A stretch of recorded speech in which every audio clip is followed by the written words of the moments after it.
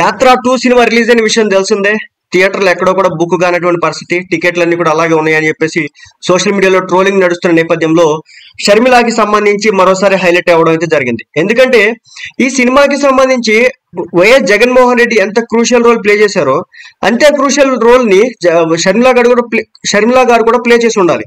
మరి అలాంటిది ఒక కుమారుడిగా అతన్ని అంతలా చూపిస్తే మరి కూతుర్ని కూడా చూపించాలి కదా అనే అంశం తెరపైకి వచ్చింది. అంటే ఇక్కడ కొడుకుని హైలైట్ చేసి కూతుర్ని నెగ్లెక్ట్ చేస్తారంటూ సోషల్ మీడియాలో కొంతమంది అయితే గనక ఈ మూవీ మేక్ చేసినటువంటి డైరెక్టర్ ఎవరైతే ఉన్నారో ఆయనపై రెచ్చిపోయి చెలరేగిపోవడం అయితే జరుగుతుంది.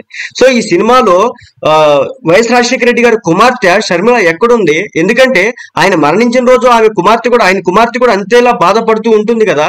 కేవలం జగన్మోహన్ రెడ్డి మాత్రమే, ఆయనకు ఒక కొడుకు మాత్రమే ఉన్నట్లు చూపించడం ఎంతవరకు సమంజసం అంటూ కూడా కొంతమంది నిలదీయడం అయితే జరుగుతోంది.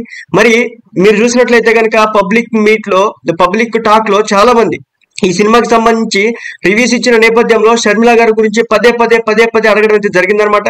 మరి దీనికి సంబంధించి డైరెక్టర్ ఏం చెప్తాడో చూడాలి. ఎందుకంటే ఆల్రెడీ ఇప్పటికే షర్మిల గారు జగన్మోహన్ రెడ్డిపై చెలరేగిపోతున్న విషయం తెలిసిందే.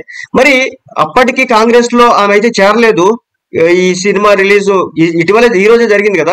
సో ఆమె రీసెంట్ గా ఒక నెల క్రిందట మాత్రమే కాంగ్రెస్ లో చేరింది. మరి ఆ సినిమా మాత్రం ఎప్పటి నుంచో షూట్ అయితే అవుతుంది. మరి ఎందుకు షర్మిలాని మాత్రం ఇప్పటి వరకు చూపించలేదు, కేవలం జగన్మోహన్ రెడ్డిని ఎందుకు హైలైట్ చేశారంటూ కొంతమంది వైఎస్ఆర్ అభిమానులు అయితే ఫీల్ అవడం అయితే జరుగుతుంది.